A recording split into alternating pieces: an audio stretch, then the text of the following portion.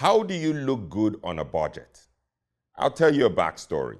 When I was a young man coming up, I learned a lot about classic clothing, usually from the forums, Style Forum, there was AskOkey, and there was, a suitable wardrobe at the time run by Will Bolke. And I learned a lot. And the question now came, how do you put into practice all the things that you learn? As you know, bespoke clothing can be quite expensive.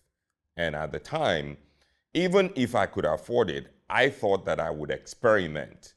And the easiest way to experiment is sort of dipping your toes in the water at very limited or minimal cost. And so thrifting, I became an expert thrifter. I knew all what they used to call consignment stores in New York City. And I would go to these consignment stores and spend time there. And if you do, just take the time. It's an investment in time, but you get to see classic pieces, and you can get them for quite literally a song. More important than the money saved was the education, feeling the cloth, understanding what quality means, looking at the cut, looking at the construction, and so on and so forth.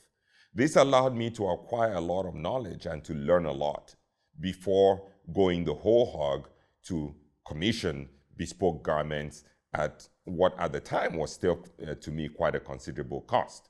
And so for those of you, especially the younger ones, who want to get into tailored clothing or classic clothing but don't have the budget, I always recommend thrifting. Go to consignment stores, Goodwill stores, Salvation Army, and eBay, as a matter of fact, Etsy. There are a number of these consignment stores that are now available online. It's not like back in the day where you actually physically had to go there, like I did back in New York City. But now there are a lot of sites that offer vintage clothing or used classic clothing. And it's a very, very, shall I say, inexpensive way of sort of developing your personal taste. So that's it. I hope that helps, and see you on the next one. Prof.